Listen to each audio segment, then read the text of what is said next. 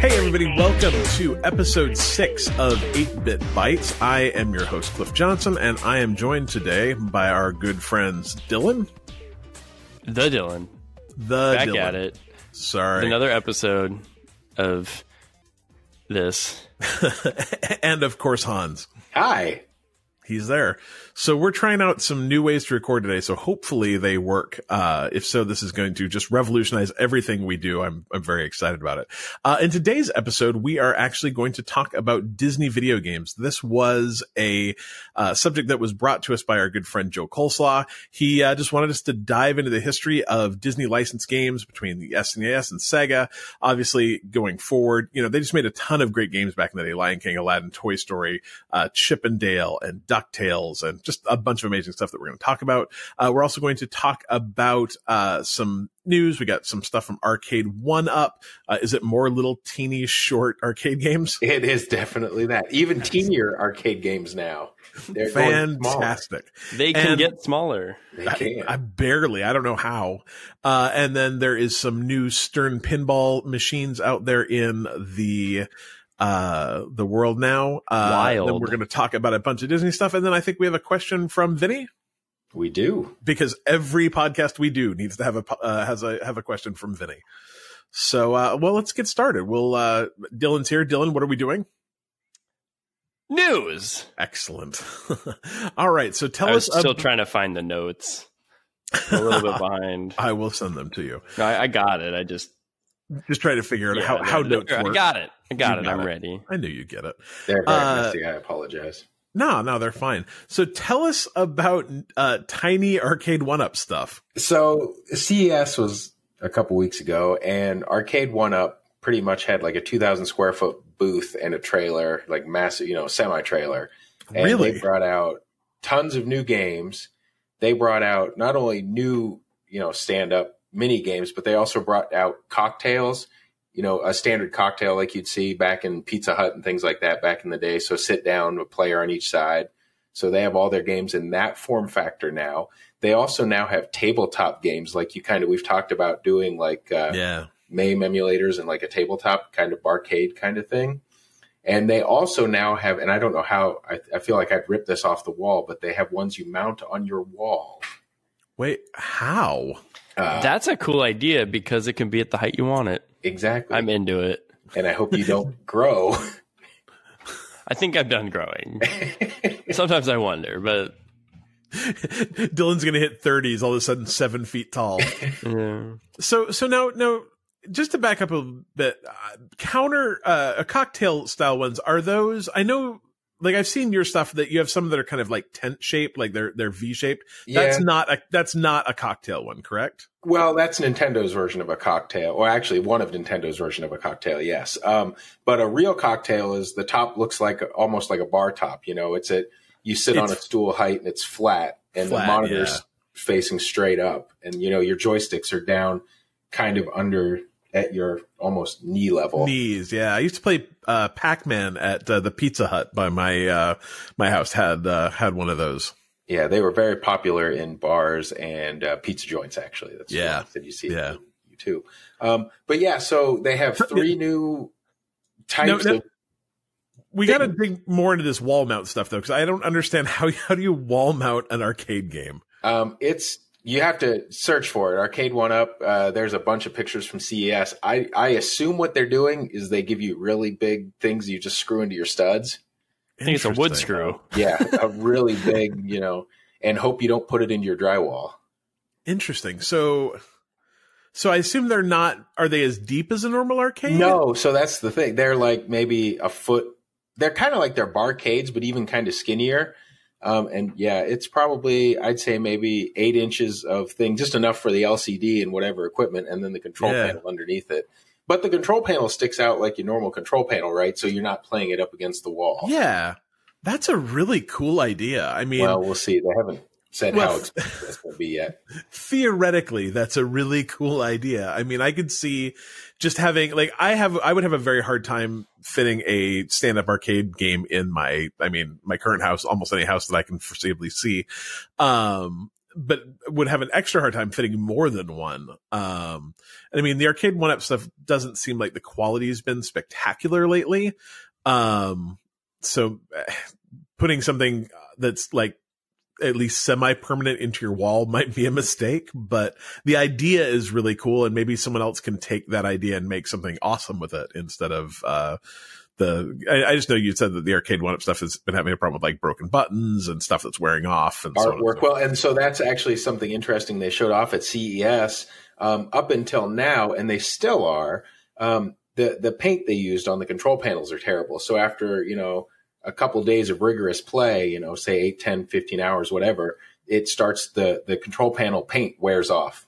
And so you have this terrible looking control panel, right? That's just blank, or all torn up.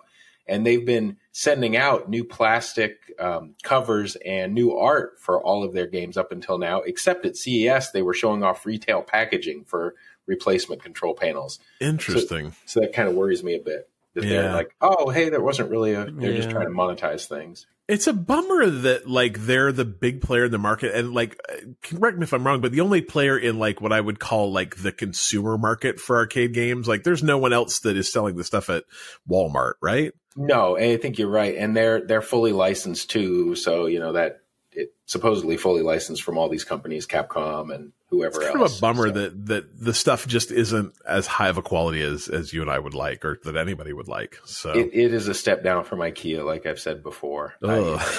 I'm happy I have one, kind of. Yeah. Yeah. But so what's interesting, I'll be honest, there is one I'm kind of digging on. They put out a Mortal Kombat 1, 2, and 3, which, they had a Street Fighter before, and Street Fighter 2, okay, that's fine. But Mortal Kombat with all three of those games, that's your thing. I think if I got it, I would have to replace the joysticks, put in real like Hap competition sticks. But we'll see. Maybe Mortal Kombat was never my game, really. Like I was always a Street Fighter guy, so teach their own. What it looks like they've released a bunch of new cabinets. Were these all at CES that they debuted, or they were? So there's the Mortal Kombat cabinet, a Golden Tee cabinet, which makes a lot of people's basements really happy. I'm sure. Is that golf? It is, yeah. Is it the one with the rolly ball? Yeah, that's called a trackball. A rolly ball. Yeah, I would, if I would have thought harder, I would have come up with trackball, but I was like, rolly ball. I like rolly ball. It does the thing. Yeah, they are now rolly balls. That's the reason that we brought Dylan to this podcast is rolly balls. Strike so that. The rolly balls, when were those first introduced? Like, is that a golf game thing, or was that introduced elsewhere? Atari. And they're like, hey, that would work for golf, even though I don't know if it really does. I don't like it. I don't play golf games, so I don't know. Yeah, I always found it kind of strange, but I guess like it does have some sort of simulation for like hitting a certain velocity, I guess. Maybe. I always liked it for bowling games. Bowling games, it seems to bowling would make a little bit more sense, I think. But Atari was a big fan of those back in the day, right? Centipede, Millipede, Missile Command, Marble Madness. There were a bunch of trackball games back in the day. Crystal Caverns, Crystal Castles, Cavs, right? Whatever. Crystal Castles is interesting because it's the trackball lit up from inside and it glowed and things. That's really dope. Yeah. Like my I don't Razer remember keyboard. that at all. Yeah. It's like the same thing. Yeah. That's where, Razer got their idea. They looked at a Crystal Castles and was like, oh, that's neat. They're like, we need a rolly ball. Yeah, we need the new rolly ball cow. How cool would that be? So the Golden Tee is kind of, it's weird, right? Because it's like all sports games where, there's sports game 1998, sports game 1999. And they've done that in this Golden Tee game where they've got like 5 years worth of Golden Tee games, and I don't know. That's weird. And then the next one's even stranger. It's Space Invaders. And Space Invaders is a great game, cool cabinet, but you're paying the same price for that. It only has Space Invaders color and Space Invaders black and white, whereas a lot of the other cabinets come with 3 or 5 or even 12 different games, right? So I'm going to need you to back up a second there and tell me more about Space Invaders black and white. Oh, yeah. Back in the day, before color, TVs were not expensive, there were a bunch of video games that were in black and white, and Space Invaders was one of them. Asteroids, they would light up kind of a almost like a a matte painting behind it, and then you'd play on top of the matte painting. They'd use a mirror. So really, yeah. Space Invaders is kind of cool that way. That it does that. I have literally never seen that. I've never even heard of it. And it's so weird to me to think that, I mean, that even in the late 70s that color TVs would have been expensive enough not to. I mean, could you imagine going to an arcade and going like, well, I guess I'll play this black and white video game? That's so strange. Well, I mean, come on, Pong, Omega Race. There are a bunch of games back then that were black and white. I guess so. Or vector games had one or two colors, right? I mean, think about Asteroids. Yeah. It was one color. I mean, I guess in their defense, like I played a lot of the original Elite, and that game is effectively black and white, and it's all vector. So yeah, I guess I just never really thought about that game being black and white as opposed to. That's interesting. That's really interesting, huh? I can like you get like ROMs of that because I kind of want to see what it looks like now. Yeah, I mean, you gotta be able to, right? Huh? Well, I mean, all right. Sure. Yeah. All right. We'll keep. What else we got? So there's a Karate Champ cabinet, which is kind of interesting. It's a strange selection of Data East games. So you get Bad Dudes, which is super cool. Love Bad Dudes. And Karate Champ. One of my favorites. It is super good, but then you get like Burger Time, which is I love Burger Time, but it just doesn't seem to fit with that. With the Karate Champ and Bad Dudes. Yeah, and Caveman Ninja. Those are all kind of like scrolling fighting games. There's a fighting theme here, and then it's like, let's do burgers. What's it's like Donkey Kong burgers. So Karate Champ is one of my favorite games. I really like that. I played that a bunch on the Commodore, but I am not familiar with Caveman Ninja. What's that? It's an old kind of scrolling fighting game, all right. Ghosts and Goblins kind of thing. Interesting. It's interesting that it's on there because it's not. Well, I shouldn't say it's not popular. I have a lot of games that I think I love and other people don't think are very popular, but I don't. Caveman Ninja never people aren't like, oh my god, I need a Caveman Ninja. Yeah, I've never heard of it before. Interesting. Yeah, Burger Time is a really weird addition to that set of games. I don't quite get that. So, all right. Yeah. What else? You get the Final Fight cabinet. So you've got, and that one's neat because it's got Ghosts and Goblins in 1944 and Strider. So it's four really interesting games. Again, kind of a weird grouping though, right? It is, right? Because you've got like side scrolling and then you've got the top down 1944, which is, one of the first top down games. I love all those games. 1942, 1943, and 1944 are like my jam. I'm a big fan. They're good games. I like them quite a bit. Yeah. It just doesn't seem to fit. No, just totally out of context. But maybe that's the idea. Maybe give them variety. Yeah, maybe that's kind of the idea is that if you can't stuff it full of great games, maybe stuff it full of, or maybe the theory is that people are going to buy one of these. They aren't going to buy 17 of these. Maybe you just kind of give people a variety of games to play, but still strange. Yeah, and maybe if you like fighting games, but your significant other would rather make burgers. Burger Time. I mean, out of all of those, I think Burger Time I'd like to do the most. So yeah, that game is super fun. They didn't have burgers are good. Mm-hmm. Burger Cast. Ooh, write that one down. All right. Write that one down. 8-bit burgers. Ooh. That's a good name for a burger chain, right? 8-bit burgers. It is like a retro burger chain. Yeah, with an arcade on the side. Yeah. Oh yeah, I love that idea.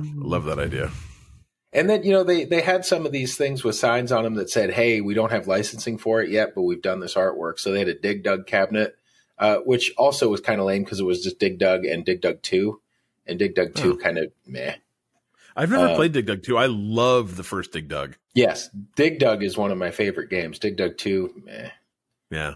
I want to play Dig Dug. I want to play Dig Dug with with a bunch of lives, so I can actually see more than the first 4 levels of Dig Dug. It's doable. Just keep up with this, especially. Yeah. But I think there's cheaper and easier ways to do that. Probably. Yeah. And then, they had a Defender cabinet, which they didn't show any other games on it but Defender. However, they had controls on it to where I think I actually put in the notes, I think it might be a Williams multi. So they might have Stargate Stargate was Defender 2, but maybe have Bubble Bobble or Joust, because they've already got Joust in another cabinet. But I was thinking maybe we'd see Robotron or something like that as well. I think a Defender cabinet with with Robotron, with Joust. Joust is another great game. Oddly enough, another great game that I used to play at the Pizza Hut by my house. Like, that'd be great. That'd be real fun. Yeah, that one, and the Williams games like those are I wouldn't call them rare, but they're in high demand because they're such great games. Yeah. So Defender, Moon Patrol, Bubble Bobble, all those, Sinistar.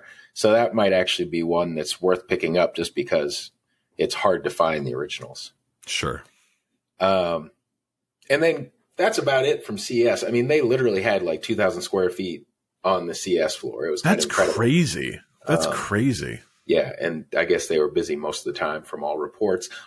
Right down the aisle was Stern Pinball showing off their new pinball machine, which is kind of interesting. And the game looks really fun, and it has some really innovative features, designed very well from what I can tell. However, the theme is a little odd to me. It's the Munsters. See, and you told me about this, and it's only strange to me just because, like, do kids these days, hell, I mean, Munsters is old for you and I. Yes. You know, let alone, I mean, that being said, I watched the Munsters a bunch as a kid. I've watched the Munsters recently, like, you can stream it, but like, is the Munsters kind of evergreen? I mean, do you think that people of the appropriate age and appropriate, No. you know, proclivity, what was the reaction to it? Do you know? I haven't seen, it hasn't been out in public much. I haven't seen much public reaction. The reaction from people who have played it seem to think it's a really fun game. I think it's a strange choice from Stern. You know, one of the like top 5 pinball machines of all times is Addams Family, right? Yeah. But that came out in the mid 90s as the movies were coming out. There was the resurgence of Addams Family. It was popular. The movies made tons of money. The pinball machine came out. And it, like I said, I think it's the most produced pinball machine ever made. It's so weird. One of the best. It really is good. And I'm not sure if Stern was just like, hey, let's go with another movie monster family. But there's nothing that would have spurned that, right? Like, Dylan, do you know what the Munsters are? Have you ever seen a Munsters? Yes, I have seen a Munsters, but probably only because like my dad would know what the Munsters are, and like whether it was on like Nick at Night or something to that effect. I don't know exactly where it would have been. But I also know the Munsters because I used to be called Cousin It. Yeah, because when I had longer hair, that was my nickname. But see, Cousin It is from Addams Family. Oh, yeah. Then that's what I'm thinking. You might have just made your point, Hans. Yeah, exactly. Unfortunately, yeah, I don't, you know, we'll see. Will they sell? I'm sure they'll sell to some people. I'm not sure, you know, like they've put out, the last one before this was Deadpool, and lots of bars bought that, right? It's irreverent. It's fun. You know, I'm just not sure where their audience is going to be. A bunch of, you know, because honestly, like you said, I mean, I'm 42. We're about the same age, Cliff. That doesn't do anything for us, you know. No. So I think 50s and 60-year-olds might have love. Maybe the theory is that like boomers have the expendable cash to put $5,000 down on a pinball machine. Well, that's fine, and I'll put down $5,000 on a pinball machine, but give me something like not if it's the Munsters. Yeah, they got me at Ghostbusters, they got me at Guardians. Give me Battlestar Galactica. Give me Knight Rider. Not Knight Rider, but actually, I probably would buy Knight Rider. That's terrible, but. You know what I'm saying? I mean, I think they missed their mark by about 20 years. Maybe the reality is, though, like, I think you made a really good point, though, of the, you know, the marketing department's just like slightly out of touch. Like, oh my gosh, that Addams Family pinball machine, it sold a bajillion things. It must be because people like, you know, spooky TV shows, and hey, we can't get the Addams Family license, but we can get the Munster license. Like, is this the like Marvel DC Universe argument of pinball machines? Oh, I wonder. You know, like we can't get Iron Man, but hey, Aquaman's just as good. Mostly, I just want to take this opportunity to mock the Aquaman movie on 2 podcasts in a row. Like that's really what I want to do. So, what do you do? Have you seen it yet? No, Aquaman. No. That's my suggestion. Don't. Although your kids might like it. My kid loved it. So who knows? We'll see it when it hits the Blu-ray. But when you have your own theater in your house, like, you know, things are different. I don't know what you're talking about. Are we ready to talk Disney? Sure. So this is like, I guess, full disclosure. I mean, I don't need to actually disclose anything. It doesn't matter. But both Hans and I are Disney nerds. Like that's how we know each other. That's how we spend most of our expendable money. So this is actually a very exciting discussion for me to talk about old Disney games that I've not actually played a ton of. But man, looking through this list, there was some talent making Disney games in the mid 80s that made some incredible games in the early 90s. So the way I look at it is that Disney trained a bunch of people to make amazing video games in the 80s so they could make amazing video games that I did play in the 90s. So what do we want to start with? Nintendo and Atari early? No, well, so we're starting arcade. Well, now you can. It kind of Nintendo's a little bit earlier before with their Game and Watch systems. Lead us on a journey. That's what I'm saying, Hans. Okay, well, so we'll start with the Game and Watch. I don't know. I mean, you guys all know Mr. Game and Watch from Smash. I do know Mr. Game and Watch from Smash. I do not know Mr. Game and Watch from Smash because I've never played Smash. Oh boy. Well, here Dylan and I can talk for a minute. Perfect. So, there you go. Back in the early '80s, there were these little Game and Watch devices. Right? It was their precursor to a DS. It was maybe 3 inches by 4 inches, maybe sometime a little bit bigger than that. I would love to have one, but they're really collectible right now. And they were like, you'd buy those little arcade games that was, a very kind of cruddy LCD that would have like, they would light up in one spot and that would be there. And then you'd push left or right and it would light up in another spot. Right. I don't know if you guys ever played those when you were kids. I had a bunch of little racing games that way. I had a football game that was that. Yeah, kind of like that. Yeah. So they started with that and had a Mickey Mouse one and a Mickey and Donald, and they had like, Donkey Kong and a bunch of other Nintendo licenses too. But I think that was going through my research. I think that was the first license that Disney gave out to Nintendo for those little Game and Watch things, kind of black and white. That's cool. Early things. They look real cool.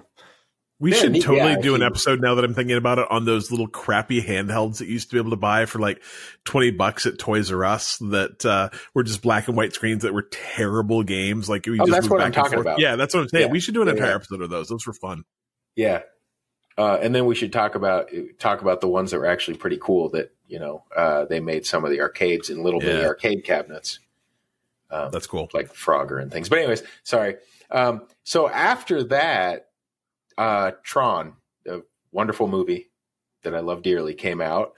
And about 6-7 months before the movie was to come out, while they were filming it, they decided they wanted to make the tagline of the game, watch the movie, play the game.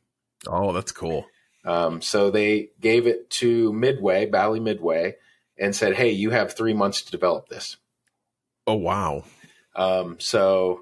That isn't a long time, is it? No. There was back then. I think there were 4 people on the team actually writing. One person was the designer, one person was actually writing all the code, and they made 4 mini games based off the script of the game.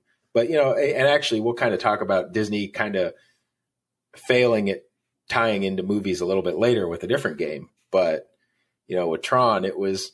They actually had 5 games on the docket, and they could only get 4 games in and done on time. And what's really fun is if you play Tron, come over, play Tron.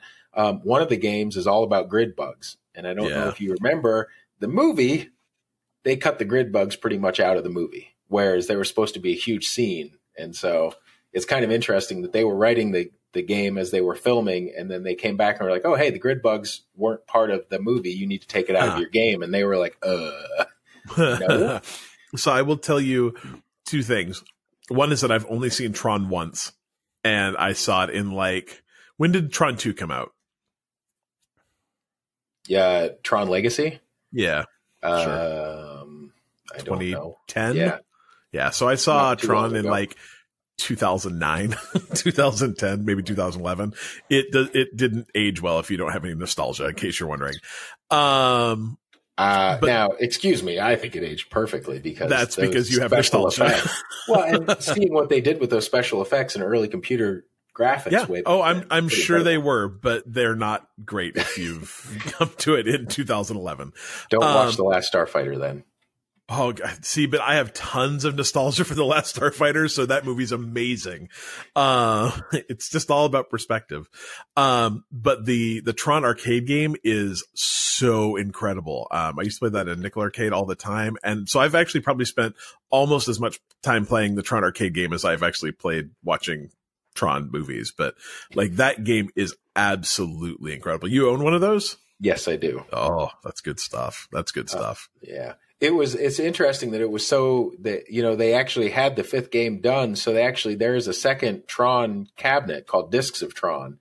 Oh, very cool. Which is just the fifth game that they were the fifth mini game, but they kind of beefed it up and put it out a year or so after the movie. Very cool. So that is, I think, the early parts, you know, before we get into the Atari, and then we get, and I've never played any of the Atari games like Sorcerer's Apprentice in '83. I didn't even know that existed until I started doing some research. So were you shocked though? Like, we came across the Wikipedia list of just like all the video games that Disney has made. Were you shocked by how extensive that was? Like, it went on forever. It certainly did. And, you know, interestingly enough, I'm kind of shocked. Well, I'm not shocked that Disney likes money, so they'll license it to anyone. I was shocked at the amount of those games that I remembered them being good. Yeah. Well, and how many of them were like the range of educational games they made too? Oh yeah. Like, there's a lot of educational games. Yeah. How many movie tie-in games are good, right? Whoa. None. Yeah. I mean, very few, right? But Tron was great.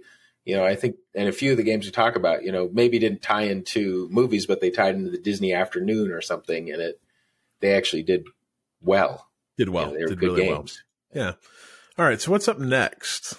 Nintendo. So, yeah, then we start getting into the Nintendo. Well, actually, before Nintendo, we go and talk about Sierra. Oh, okay. I love talking about Sierra.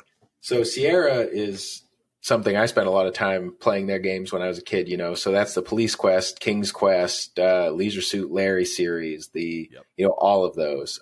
Quest for Glory. Bunch of different quests, right? All the Quest games. When you say it that way, it doesn't sound as fun as it actually is. Yeah, Space Quest. I was just thinking of Leisure Suit Larry as a quest. Leisure Suit Larry Quest. Ultimately, it's a quest game. I think actually one of them actually has Quest in the title, so yeah. Yeah. So before any of the Quest games that we so love, Disney gave them quite a bit of licensing, and they actually did a number of educational games, a bunch that I played on my Commodore 64. But what was interesting is that, like, Roberta Williams of King's Quest fame did Mickey's Space Adventure. You know, Mark Crow and Scott Murphy of Space Quest fame did the Black Cauldron game. And the Black Cauldron game, I don't know if you remember the movie. The movie didn't do very well. I love the movie. Oh, I love that movie. It bombed hard at the box office, but the game was great as well, you know. So, and then you have Al Lowe of Leisure Suit Larry fame doing the Donald Duck's Playground and Winnie the Pooh. That is just amazing. It's one of those things that it had to happen in that order, though, because you have to give Al Lowe those games before Leisure Suit Larry, because after Leisure, I mean, I don't know if Al Lowe made a game after Leisure Suit Larry. Like, I think he cemented his legacy. Exactly. So, you know, that gets us up to about 88. And this is when Disney actually tried self-publishing and developing their own game. The reason they did that was because they decided they wanted a Who Framed Roger Rabbit game 9 months before the movie came out, and no one was willing to do it for them. Wow. Yeah, they couldn't throw enough money at anyone in the industry to make a game for them with that kind of lead time. So they decided to do it themselves. How did that go? I don't know. I've never played it.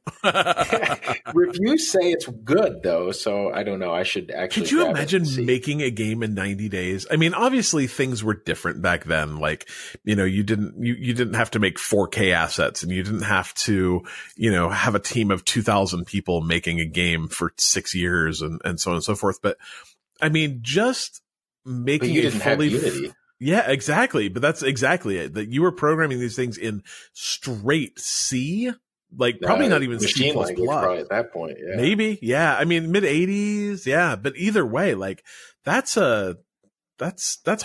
That's really, really hard, especially when you're working within the constraints of the, you know, like the color constraints and the hardware constraints. Like that's incredible that you could make a game like that in 3 months or 90 days or whatever. That's crazy. And then from the article is linked at the bottom. We should put that in the show notes for everybody to read. It's a really interesting article on Disney's in their game industry, but they didn't want to make cartridge-based games. They decided they could do floppies and CDs, and they went the educational route and started. That's when they gave all the good stuff to Nintendo and Sega, and Capcom and those different, mostly a lot of Capcom games. A lot of Capcom games. And that's when we start getting the really cool NES games that we remember, the DuckTales, the Chip and Dale, the Tailspin, and all of those. Actually, and from what I can tell from Capcom, it was just they made those and then made sequels to all of them that weren't quite as good. Yes. So I got the Disney Afternoon Collection, which is available, I think, on all major systems. Now, I'm not sure it's on the Switch, but I got it. I have it on the Xbox. I know it's on the PS4. I know it's available on Steam. And it's incredible to go back to those games and just see how not only how well done they are, but how much they take on the feel of those TV shows. But also just how brutally difficult they are. They have a mechanic where you can hit on an Xbox anyway, you hit the right bumper and you can just rewind. So you get hit by a bad guy, you can rewind. You get knocked off a ledge, you can rewind. And they're still really, really, really hard. DuckTales, I got all the way through it, and on the final level, they put you back into another level where you have to find your way through to beat the final bad guy. I couldn't find him because the levels are so just mazy. And it's like, oh, you didn't find him. Game's over. And I'm like, but I can rewind. They're like, oh, you can't rewind that far. And so literally I have to go back to my save, beat the final 2 levels, and then do that again. And I'm like, in my head, I'm thinking like, if I was playing this on an NES, every single time I almost died, I would have had to start over because you only got 1 life. Like, I don't even understand how I can't believe anyone ever beat that game in real life on a Nintendo. It's impossible that someone beat DuckTales. I don't think it's true. I think we've talked about this before. Back in the day, you didn't have 2,000 games in your Steam library, right? You had 2 or 3 games, and you were a kid. So you'd spend all weekend long playing this game. You'd leave your NES on and go, hope it didn't crash. The number of times I left my NES on for more than 48 hours was more than 1. Dragon Warrior, I did that all the time. Oh, Dragon Warrior was such a good game. I know that's what we're talking about, but Dragon Warrior was such a good game. Oh, is it? It's just things like that. So Dylan, where do you come in here? Did you play any of these back in the day? No, never. Almost any of these. I don't think I've ever played them. Other than I think there was some of the Sega games that I had played, but I do not remember at all. So you don't remember Lion King and how hard it was? That's I remember the cartridge of it for the Sega, but I was also 2 when that came out. So I was in high school. Dylan was 2. Neighbors had it, and I was probably 6 when I saw that game.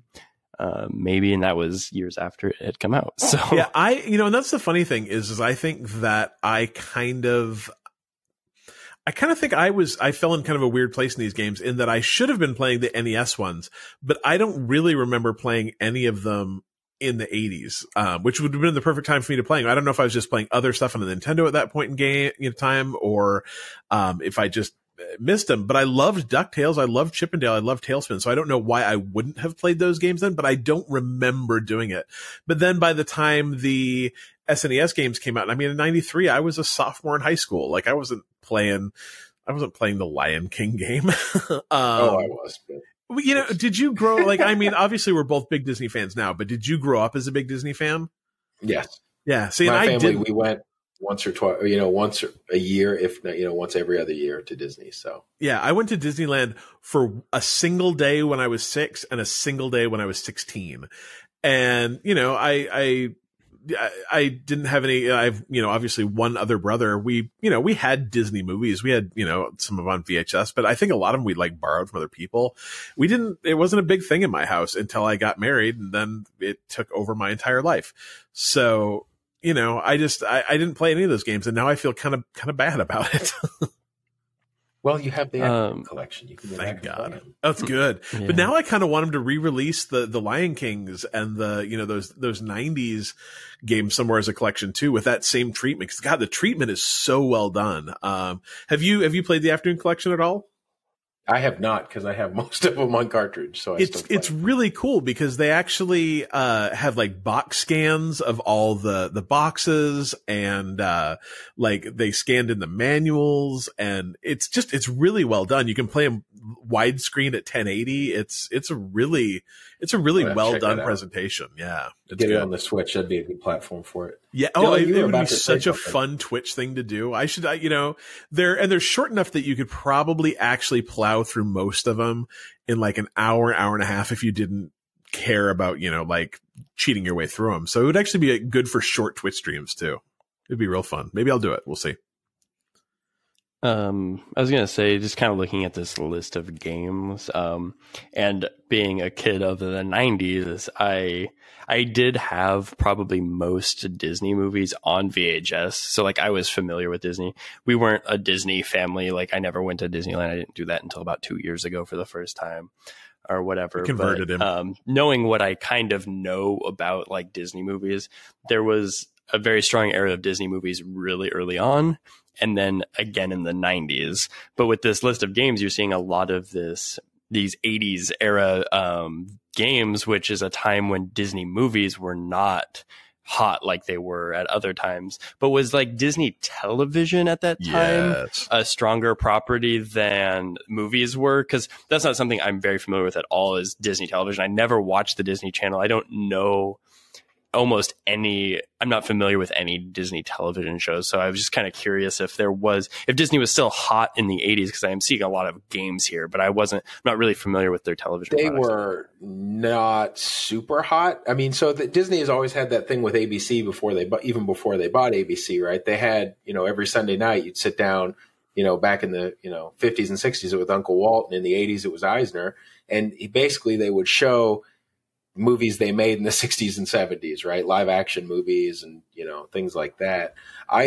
There was kind of a dead spell in the 80s for Disney. And I think, they had, and that's why you see with the Sierra games, right? You saw Mickey, you saw Donald Duck, you saw Winnie the Pooh. They're big name people that are beloved by all, right? There are no movie tie-ins or TV tie-ins back then.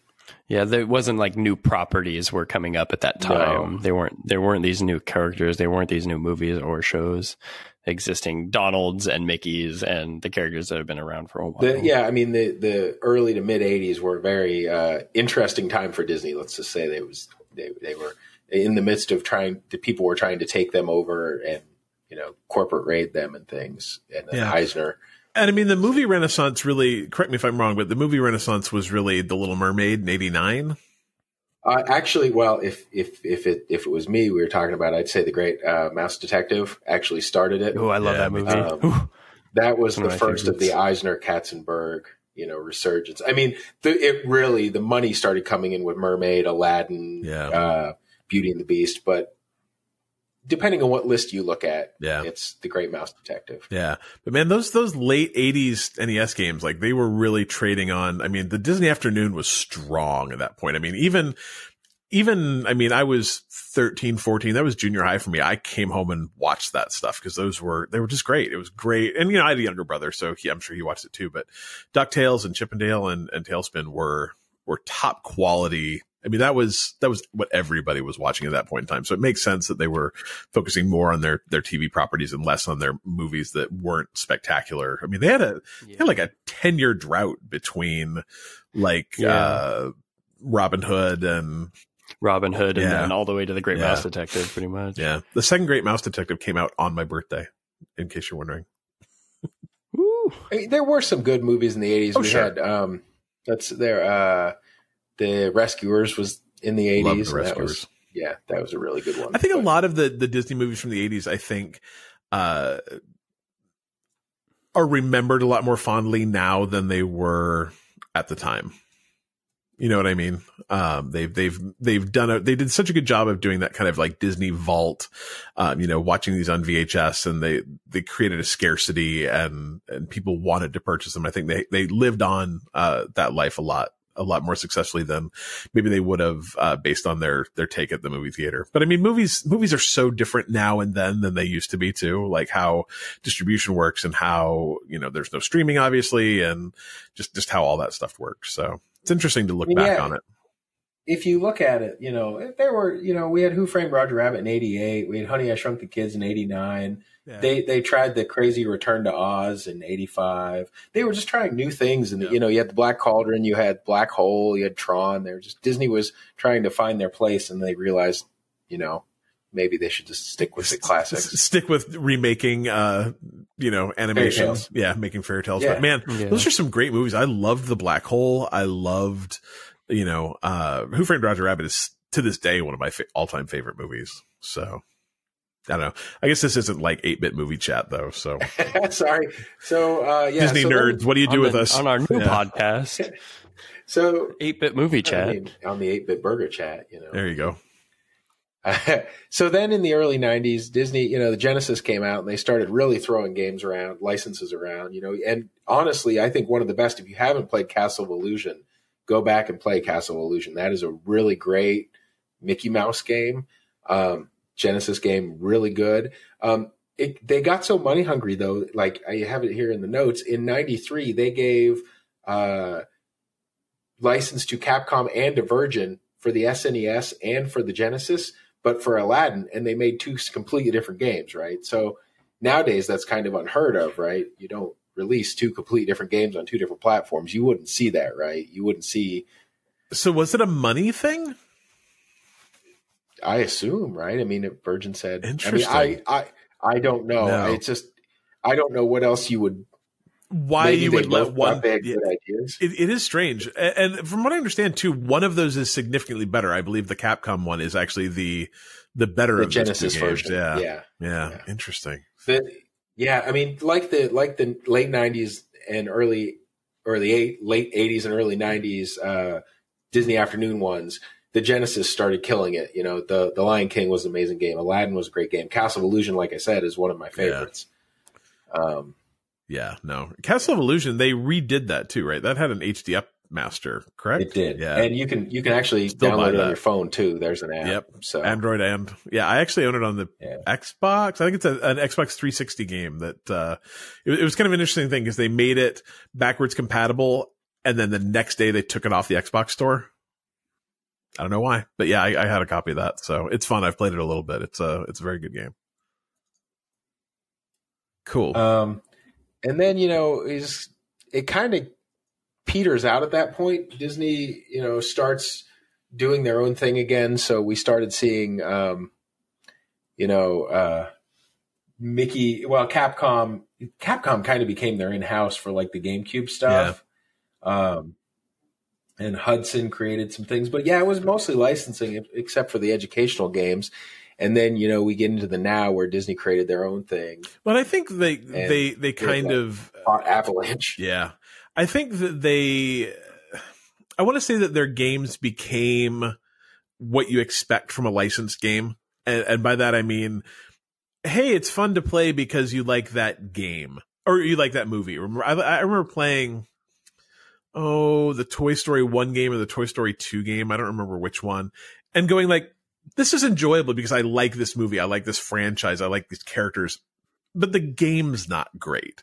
Like they feel rushed. They feel like a game that you made to tie into a movie. And almost all of their games from, I'm going to say the late 90s until today have kind of felt that way. Like the Cars games are okay, but not spectacular. And I mean, that leads us to kind of today where they don't develop games anymore. Like, and to some degree almost don't license their stuff anymore either, really. Well, so it's interesting, right? They kind of, now that they have the Star Wars and, we could go into the EA thing, how bad that could be. But also like going back a little bit, if you look in our show notes, I kind of stopped listing things around the GameCube because there weren't any good games that I remember until Kingdom Hearts came out in 2002. Yeah. That was, that and Epic Mickey were the first two games that I was like, oh, this is a good Disney game again. Yeah. Right? And then Epic Mickey was cool. That game was cool. And we could talk a little bit about that. Like, I mean, Kingdom Hearts for me was like the greatest game ever made. Like, it took two things that I loved, Final Fantasy and Disney, and brought them both together in a way that was, I mean, spectacular for a lot of reasons. It was great because I got to play as characters I knew, but it was an interesting story where I got to visit all of these different locations that, had never really had games that I'd played before. And they were all unique, and they all, I thought, played very well to the strengths of the individual levels. It made sense that when I'm in the Hercules area, that I'm playing in a Coliseum and that I'm fighting these big, huge, Coliseum type games. And, that, the Chippendale were the weird little, squirrel or chipmunks, they're not squirrels, chipmunks, putting together this weird gummy ship for me to transport places, that Mickey was the king and that Minnie was the queen, and that I had, Goofy and Donald, these kind of bumbling helpers. That game, that meant a lot to me when I played it. It's really one of the only games that it's probably the only game ever that my wife has said when I came home from work, she's like, hey, do you want to play a video game? And that I'm interested in playing it with you. I don't know if that's ever happened in any other video game. So that game was pretty important to me. But you're right. Like up until the Epic Mickey games, I don't know if they really did anything besides Kingdom Hearts between the late 90s and today. Nowish.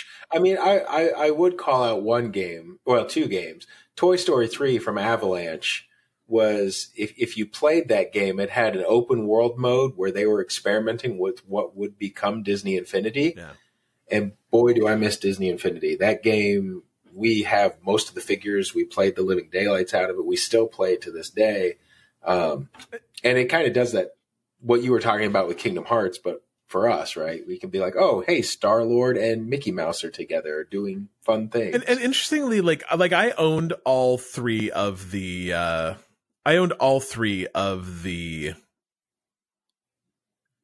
Disney Infinity games, but never really got into them. Like, they just never worked for me how I wanted them to. They were complicated, and it made me sad that I had to, buy a whole new set of hardware every single time I wanted a new version of that game. I loved collecting the characters, but it always seemed like a game that was a little bit complicated to let the kids that were the age that it was aimed at to just like go play. Like, my kid had a hard time just going and playing Disney Infinity because it was like, how do I get from the creator part of it to the actual worlds of it? Like, to me, Disney Infinity might have been like Disney's biggest, what do I want to say? Their biggest missed opportunity. Like, I think there was something better there than what they made that could have been amazing, and just didn't quite get there. Which was disappointing to me. But I mean, that being said, probably their biggest disappointment of that was not keeping Avalanche on as a studio. So, and letting Warner Brothers own it. Dylan, are you Kingdom Hearts guy? Are you excited for Kingdom Hearts 3? I am excited for Kingdom Hearts 3. I never really played the other two. I've seen people play them. I've watched probably, I would say, significant portions of the game. But I think me trying to play that game now, I'd rather just wait for the third one and enjoy that as what it is. And it looks beautiful. So, I mean, that's the reality. That comes out tomorrow, right? Oh, shoot. Does it really? 25th? No, it comes out the 29th. Oof. Okay, next week. I've got games to beat before that game comes, so it can't come out sooner than that. So yeah, no, I'm very excited for that though. Another game that I'm blanking on the name of it, so maybe you can help me, Hans. Do you remember a MMO that Disney made in, I'm going to say 2001, 2002, where you played as, there was this weird, there were like these kind of robots trying to take over like factories in, Disney Town. It wasn't super Disney centric. Like it seems like there might have been Disney characters in it. Maybe Toontown Online. Yeah, the internet said Toontown Online. I was gonna, before you started describing it, I thought you were talking about Club Penguin. But I think that they pushed a lot of after Toontown Online went away. I think they pushed a lot of resources into Club Penguin, and then also the Pirates of the Caribbean MMO that they made. Did you ever play Toontown Online? I did not. I forgot. When I was talking to you yesterday about it, Dylan. That was the game that when I was unemployed in like 2002, me and my wife, literally like this is a throwback. I had a free Juno account that I would run out of my computer into a router. It wasn't a router. I think we used like Windows connection sharing. So me and my wife could share the same dial-up account. So we could play Toontown Online together with my brother and his friend and my friend, Mitch. So, Toontown Online, man, we stayed up because I didn't have a job. We'd stay up until like 3:00 in the morning every night playing that game. It was not good, but, it was a lot of fun. So I don't know. Yeah, so Disney made a shocking number of really good games that have been at it for a while, and I mean I think we can talk about now. Like Disney isn't making games right now. They pushed the Star Wars license out to EA, and EA's kind of EA's put out 2 Battlefront games. The first of which was well received with some kind of grumbling in the back, and as someone put to me yesterday, they made Battlefront 2, which was the microtransactions were so screwed up that it, got the government to investigate, microtransactions as gambling. So haven't had a whole lot of luck there. Almost every other Star Wars game that's in production, I think, has been canceled, with maybe the exception of one. The folks that make, what's the big running robot game? Oh shoot. I played the single player and really liked Dylan, but it's mostly a multiplayer game.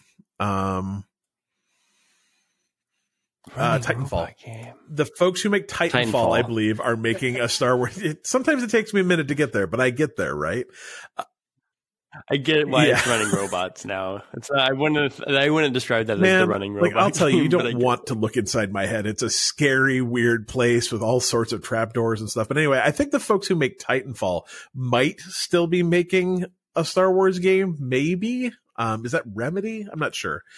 But I mean, like that license is so screwed up right now. Marvel is they're kind of piecemealing it out to people, and they're making like, there's the Switch game that's coming out, the Marvel Ultimate Alliance 3 game. Yeah, except that the trailer looks terrible.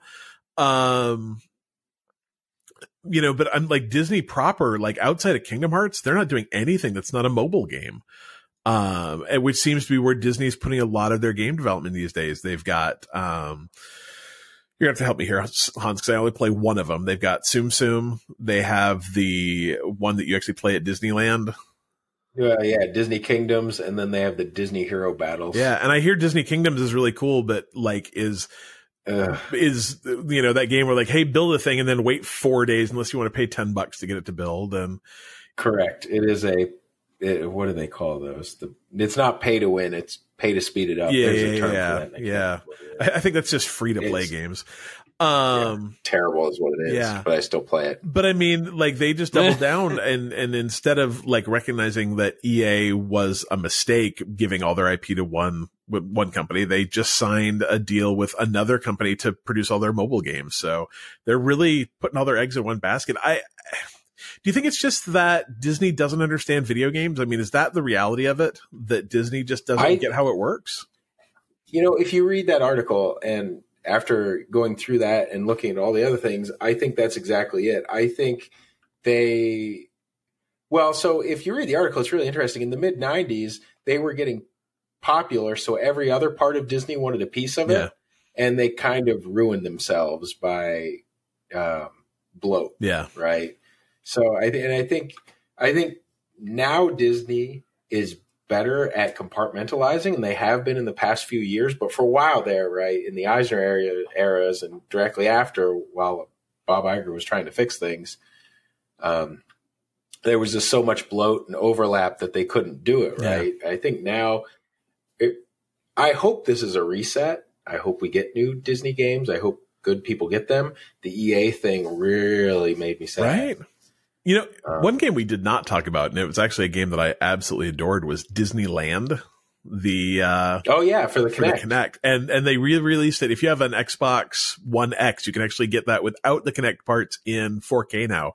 And that game's amazing, but mostly what it makes me want is I want Disney to release a VR game that's just Disneyland, because I would kill to walk around, or man, what I would even like, cause I can go to Disneyland. I go to Disneyland all the time. I go to Disney World all the time, but man, could you imagine like a VR game of Shanghai Disney, or, you know, some of the other, even Paris or some of the other parks that aren't in the United States? Like that would be amazing to be able to just, I think people would be willing to pay a lot of money just to be able to go ride the rides, to be able to, even if they weren't like a HD, you know, video version of the ride, just to ride a Unity or Unreal, you know, 4 version of those rides would be something people would be very interested in. I mean, I certainly know I would be. But the Disneyland game was really good. So is the Pixar. They made a Pixar, like a co-op Pixar game that was really fun too. With the little the figures. Yeah.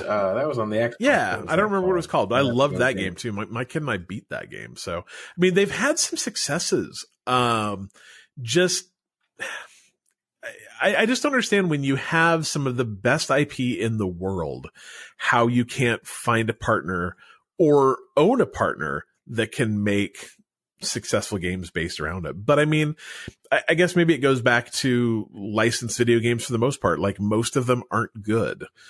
You know, I think that's exactly it. I think they're rushed. I think they're crap. I mean, yeah. But it kind of makes, I think the problem is when you think about licensed games, so usually you think about a licensed game in the context of, a game for a movie that is coming out.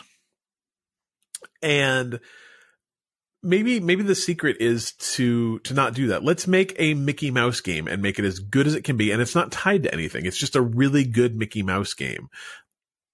Epic you know, I mean, I think the worst, or Castle of Illusion. Yeah. The worst problem with that's, I think. Yeah. The worst problem with Epic Mickey was that it was on the Wii.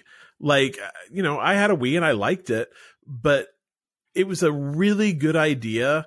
I mean, done by a brilliant developer, that couldn't find a place because you had to use the Wiimotes to do this painting stuff. And it just wasn't good enough. Like I actually literally have a printed out tweet here, right here on my desk that is a picture of Warren Spector from when I was at Disneyland. And it says, once upon a time, Warren Spector was at Disneyland at the same time I was. Way too starstruck to say hi, but I did take a blurry photo. And he was there for the Epic Mickey reveal. And he did reply, "You should have said hello. I only bite a little." And that was like maybe the greatest tweet that's ever happened to me. So, I mean, Epic Mickey was a great thing. It just wasn't implemented very well. Epic Mickey 2 was a way superior game that just got kind of lost. It's a real shame because both those could have been good. I don't know. I want someone to make a great Disney game though. I mean, I'm super excited for Kingdom Hearts, but I want someone to make I want other stuff. I don't know.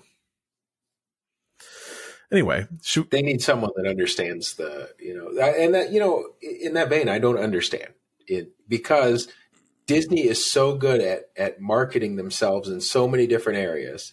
They're so good at integrating their brands together, and I don't understand why they have been failing at the video games. Maybe, so here's a thought. So maybe the problem is when you think about Disney, right? The people that make their theme parks, they're Imagineers. They work for Disney. They work in Disney offices. They live the Disney culture. That's all they do. When you think about Disney movies, they work at, the Disney studios. Same thing. They work at a Disney location. They eat, live, and breathe Disney all day long. And I would guess for every successful venture that Disney has, that's the same thing. And then you look at video games. They're like, hey, we own Avalanche. Avalanche was based in Salt Lake City, Utah, which is not a place where Disney has anything else. They're not, eating, living, and breathing the Disney, vibe every day. They're having to, hey, we want to do this thing. Okay, well, let's have a meeting. Let's take a conference call. Let's do this over the phone. Let's figure this out. Maybe the difference is that Disney doesn't just need to own a development studio. Disney needs to create a development studio at the same place as they are, inside the studios or inside, where the Imagineers are. Maybe they need to hire, developers that are Imagineers. We need video game Imagineers to come up with the next great Disney thing. Maybe that's the secret to making a good Disney game, is that it has to be done by Disney people, not a company they own or, someone they've contracted out to make these video games. That could be the secret. I fixed it. Now just get hired. We figured it out at Disney. And that'll be step 2. Right now. Yep. Step 1 is figure out the problem. Step 2 is get Cliff hired at Disney. I mean, I've been trying for 20 years. It hasn't happened yet. So maybe now is my time to shine. Anyway, do you guys have any final thoughts on Disney video games before we get to Vinny's question? I do not. No. All right. So I really read that article. It's cool. Yes, and I'll post that in our show notes. I'm actually going to post a couple things in our show notes. I will post the Polygon article about the Disney game industry, and I'll also post the list of Disney video games, just because that's a fascinating walk back through memory lane and to see the amazing amount of games that came out, and also just the amazing amount of super talented developers that worked on those games. So Vinny's question, do you want to do a Hey Yo Vinny? There you go. Hey, yo, Vinny. Is what NES games would you like to see? I presume he means, is this what NES games would you like to see come to the Switch, or is this what Disney NES games would you like to see come to the Switch? No, he's the any NES game. Ooh, so first of all, do we have an NES versus NES problem here? NES. We can make it NES if you'd like. Give me, as long as we don't say NES. NES. Yeah. No NES. NES. Okay. I'm okay with. It's not a NES dispenser. It's a PEZ dispenser. So Vinny says, what NES game would you like to see come to the Switch? And the answer is all of them. But no, because there's crap out there. That is true. You don't that is want true. all of them. Well, but I mean, yeah, I do, because then I can just sift through the crap to get to the good games. Oh, 300 games, man. Nah, it'll be fine. It'll be fine.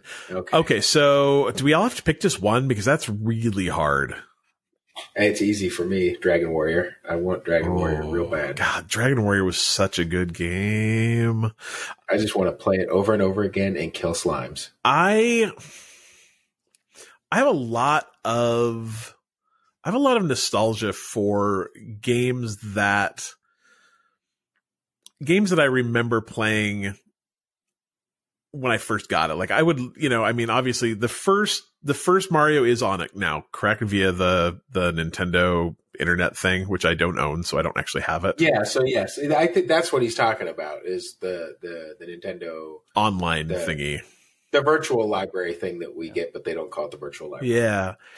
So Super Mario's on there. Excite Bike is on there, which is another game I love. I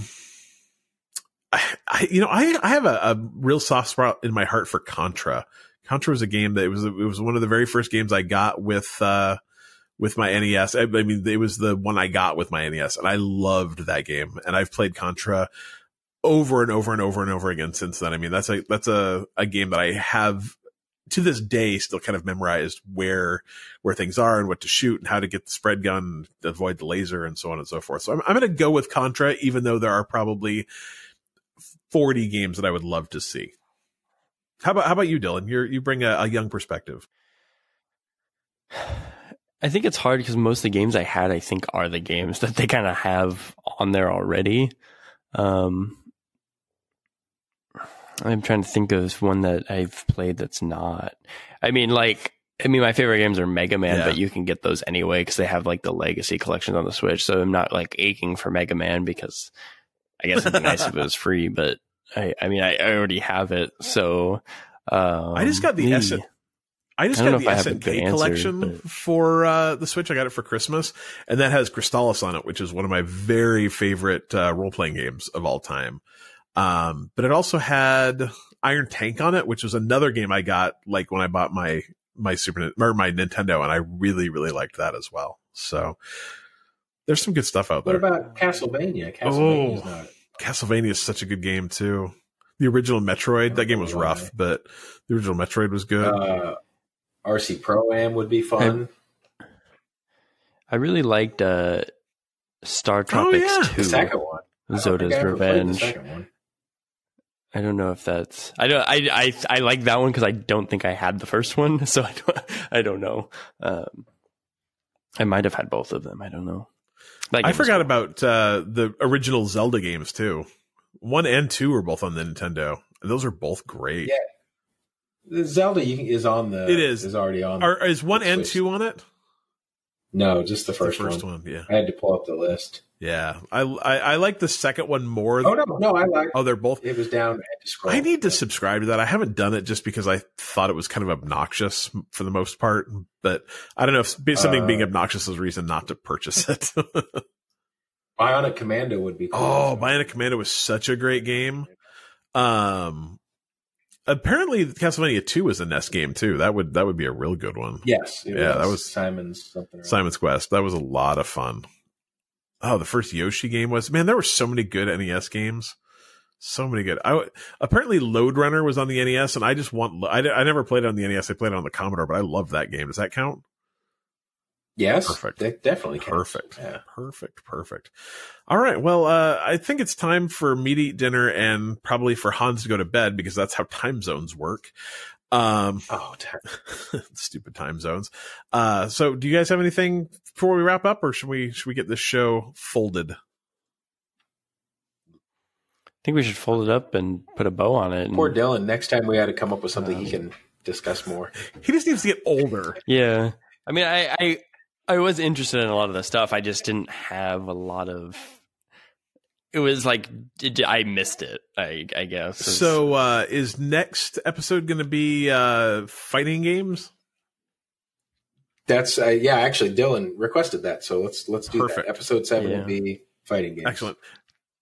Which is probably just me right. asking a lot of questions again, but I think that's and we're going to try and do this more frequently now. We're actually going to schedule it instead of just I don't know, you guys want to do an 8-bit this week, so we'll try and make it a little more put together, and because too, we're hopefully the new way we're recording this will work out well, and we won't have to worry about studio time either. Or we're in an hour. So 10 far, minutes. it's awesome. Crazy. We're going all over the place. So you can obviously find all of the stuff that Bite Me does at bitemepodcast.com. You can follow us on Facebook and Twitter at Bite Me Podcast. If you want to come hang out and talk with us on Discord, which I highly recommend, all 3 of us are in there all the time, especially in the morning. If you want to talk to Hans about 8-bit games, get there early because, time zones are weird. You can go to bitemepodcast.com/Discord and figure out how to get at us there. But until then, I think we're going to let Dylan say, but an 8-bit. Bite me.